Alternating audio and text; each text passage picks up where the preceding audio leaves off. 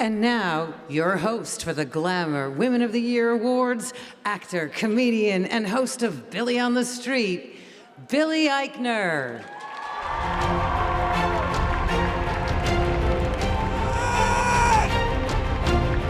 Hello, Brooklyn! Good evening. I'm Billy Eichner, the last decent man in Hollywood. And I am honored to be here tonight to celebrate with you and to celebrate all of you. Recently, I've been shooting American Horror Story in LA, and thank you. Thank you. And I'm so happy to be back here tonight in the place where I was born and raised, the greatest city in the world, New York City! That's right. Tonight is about great women we love and admire. So first off, I want to acknowledge my mother, the late, great Debbie Eichner. My family, we're real New Yorkers. My mom was born and raised right here in Brooklyn. My father, Jay, that's right, my father, Jay, was born and raised in the Bronx. I was born and raised in Queens. And now I have an apartment in Manhattan because I am rich. Thank you. Truly, though, I haven't been to Staten Island, I'm sorry. I'm sure it's lovely. Truly, though, I'm already in trouble. Truly, though, I am so profoundly honored to be here with you tonight, an evening to celebrate my favorite gender, women.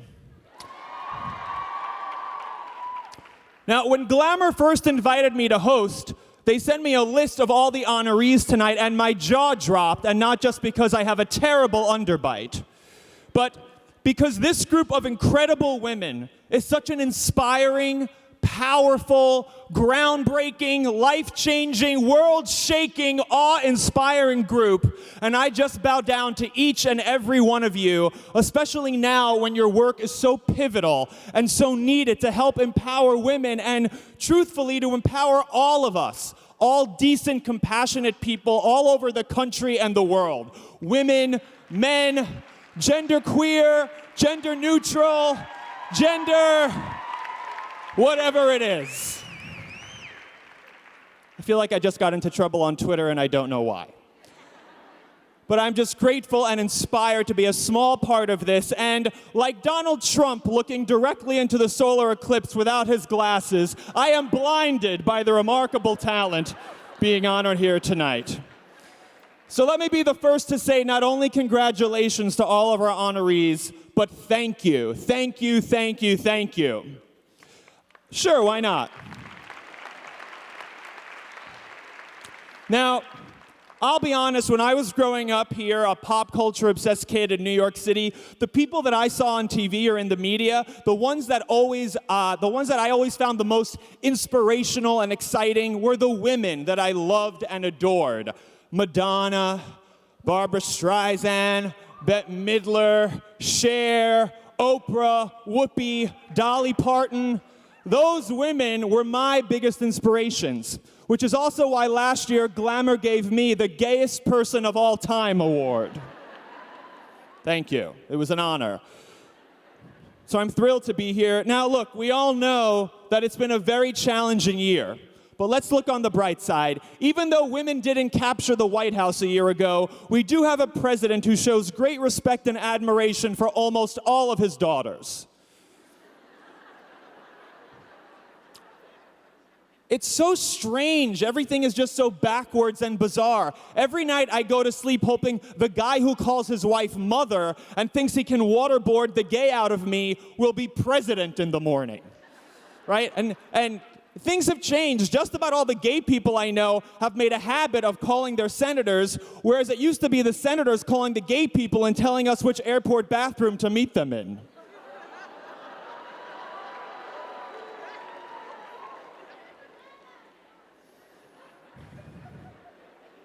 That said, thanks in part to your inspiring work, like a lot of people, I feel like I've gotten more politically active this year, more socially conscious and engaged and aware. Yes? Look, I'll be honest. A year ago at this time, a lot of people, myself included, would have thought that Collusion was the name of a new Kardashian sibling. Kim, Khloe, Kourtney, and Collusion. Collusion Kardashian. A year ago, I would have thought that Dossier was the name of a hot new fashion label and that ACLU was a boy band. But as Oprah says, when you know better, you do better. And I know more now. I think a lot of us know more now. And I am fired up and ready to go.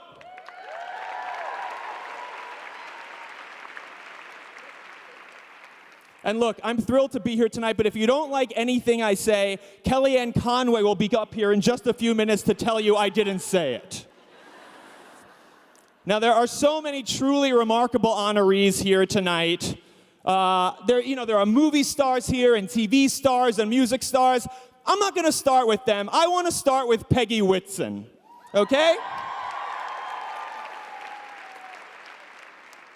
Peggy Whitson did what millions of Americans wish they could have done after last year's election. She went into space.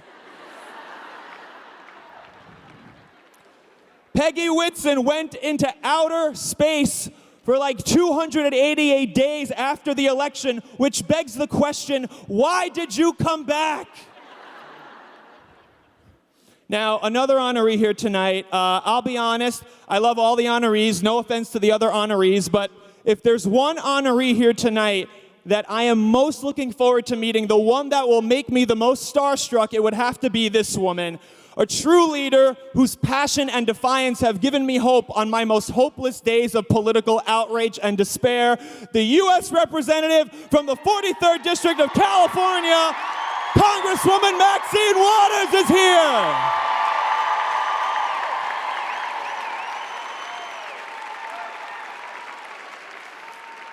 Maxine Waters is so popular with millennials that they're scalping her congressional hearing tickets on StubHub. And by reclaiming her time and refusing to keep quiet,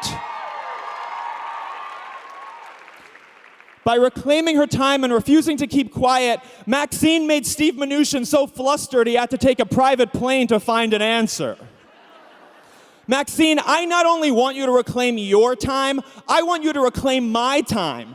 I want to try and figure out a way to give you my free time. You don't deserve it. I don't deserve it. You should take it. I want you to have it. You would know what to do with it better than I would.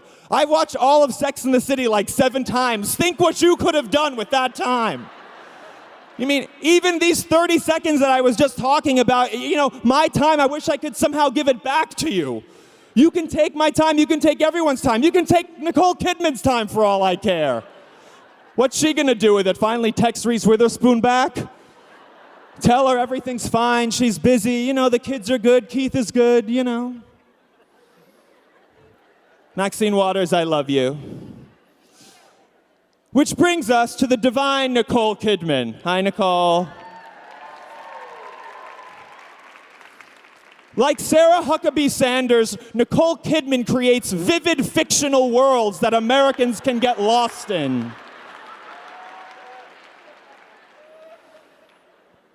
And Nicole has won Oscars and Emmys for Best Actress. This year at the Oscars, they're adding a category for the male actors, Best Performance by an Actor in an Apology. Someone had to say it. And there's one other person I have to talk about who's a presenter here tonight. I didn't know she was going to be here. Linda Carter. The OG Wonder Woman. I don't know where she is. As a little boy, I watched Wonder Woman religiously, and then I would stand in my living room and I would spin and I'd spin and I'd spin. And my father would say, "How long are you going to keep spinning?" And I said, "Dad, for the rest of my life." Linda Carter, I don't know where you are, but I love you. And speaking of stomping out the world's biggest little lies, the organizers of the historic Women's March are being honored tonight.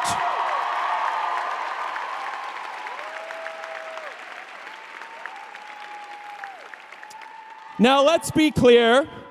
The Women's March was first and foremost about women's issues, of course, but it also rocked the gay community. Did you know Madonna and Cher took a picture together that day? That sounds like a happy occasion to you, but several of my friends exploded that day. So it's not all fun and games here at the Glamour Women of the Year Awards. We'll be hearing much more about all of our nominees over the course of the evening. Again, thank you for having me. And now please welcome Condé Nast CEO Bob Sauerberg and Chief Business Officer of Glamour and the Beauty Collection, Allison Moore!